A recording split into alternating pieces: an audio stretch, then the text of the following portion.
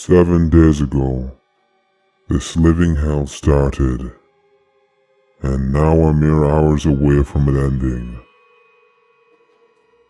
Me and my friend Jess were at a Halloween party having the time of our lives. We drank, danced, made out with boys, among other things that we probably shouldn't have been doing. Okay folks, who wants to watch this cursed video then? Said Dan, the instigator of the party. Everyone cheered as Dan started to show the video on his 52-inch TV. I cannot find the proper words to describe what I saw that night. It was truly one of the most disturbing things I have ever watched. Before the video even started playing, Jess leaned in and told me that Dan had sent her the video the day before. It was a supposed cursed video that killed anyone who watched it within a week.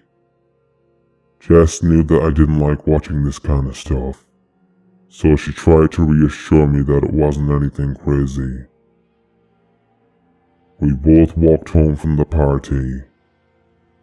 As we laughed and joked about things that didn't really matter, my cell phone vibrated in my pocket. I looked at my screen and it said, "Unknown number." I usually never answered these kind of calls, but I had drank quite a bit, and my normal common sense approach was smothered by a lot of vodka shots. I answered and put the phone to my ear. A low-pitched, raspy voice emerged. It told me that I was gonna die in 7 days. To say that I was taken aback by the call would be an understatement. An uneasiness crept into my soul as I made sense of the words I had just heard. The person then hung up, leaving me speechless. I turned to Jess and told her what the person had just said. She laughed and told me that she received the exact same call the day prior. She swore to me it was Dan trying to scare us. Hearing that did put my mind to somewhat of ease, but a part of me was still very much weirded out. The next morning, I woke up to the sounds of my phone vibrating on the nightstand. Jess was calling me. I sat up in my bed in a state of shock, as she proceeded to tell me that Dan had been found dead in his bathroom. I couldn't believe what I was hearing. What the hell happened, Jess? I'm not sure. He was found laying in his bathtub. Jess, you don't think? No, I don't, said Jess, annoyed that I would even imply the tape had something to do with Dan's death. After I hung up the phone, I just sat there for a moment, trying to comprehend the news. It was hard to believe that Dan was gone. We used to be close friends when we were young kids, but as puberty came calling, Dan answered and stopped hanging around with me and Jess as much. We barely interacted with each other during the last few years. I deeply regret not making more of an effort to revive our friendship. Later that night, I was showering after what had been a horrible day.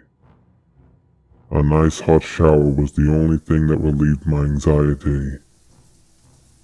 As I stepped out of it to dry myself, a feeling of terror invaded my body. In the reflection of the bathroom mirror, I saw someone, or something, standing behind me.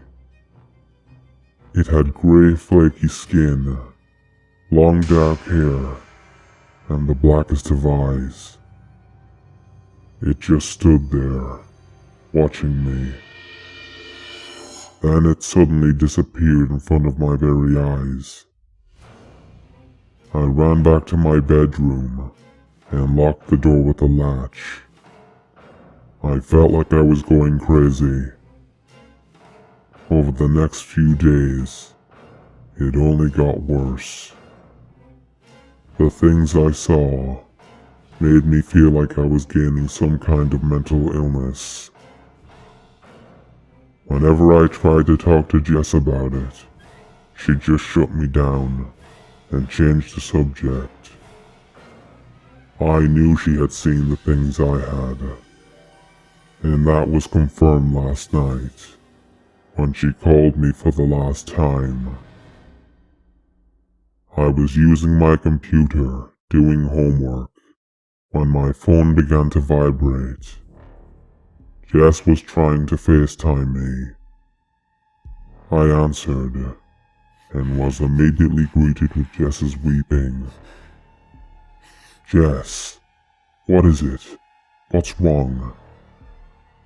It's in my room. It's trying to get me. Please help me." Jess then looked up from her phone and glanced at what was in front of her. I have never seen her look so terrified.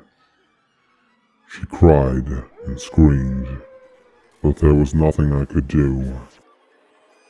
I literally had to watch the life be drained from Jess's face.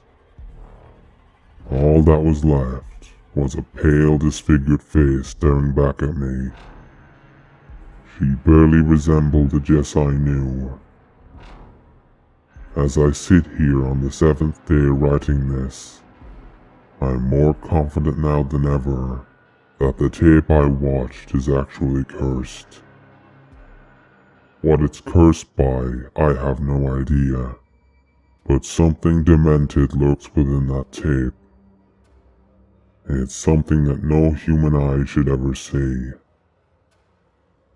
I only have a few hours left before it comes to take me, so my last words are this. Mom, Dad, and Billy, my only brother, I'm sorry, and I love you all so much.